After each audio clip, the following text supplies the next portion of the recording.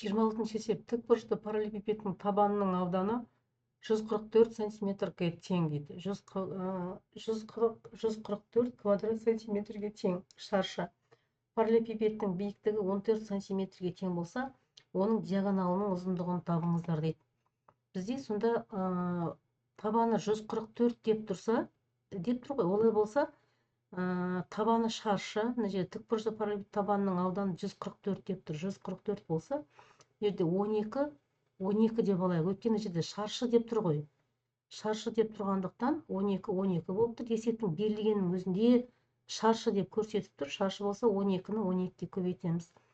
Бізге енді 12-ның квадратын қосып, табанның диагоналын тауып алуымызға болады. Мен ол жерді x деп белгілеп қойдым. X тең 144 қосып 144 тең 288 болады. 288 дегеніміз мына жерде 2 көбейту 144 қой.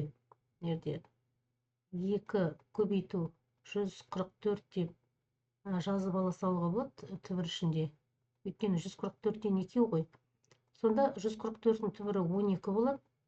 12 түбір асты 2-ның өзін жазамыз. Мынау осылай шықты.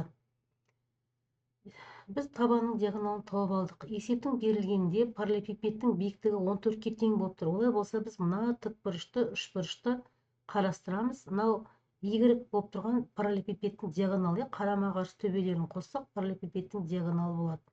Енді біз y-ті табу үшін мына жерде x тікбұрышты үшбұрыштың катеті x-тің квадратына 14-тің квадратын қосуымыз керек. Мынау формула. Біз жаңа x-ті тауып алдық. Ол бізде 12 түбір асты 2-ның квадраты қосу 14-тің квадраты. 14 дегеніміз мына жерде 14 емес, бірден h-тың квадраты деп те жазып қоюға болады. Мен бірден h-тың мәнін жаздым. Жалпы формуласын жазсақ, x квадрат плюс h-тың квадраты деп жазып алуға болады. 14 деген h-тың мәні мынау. H дегеніміз 14 биіктігі. Бұл енді есептеу ғана қалады. 12-ның квадраты 144, түбір асты 2-ның квадраты 2, 144 көбейту 2 қосу 196, 14-тің квадратынан шықты балалар.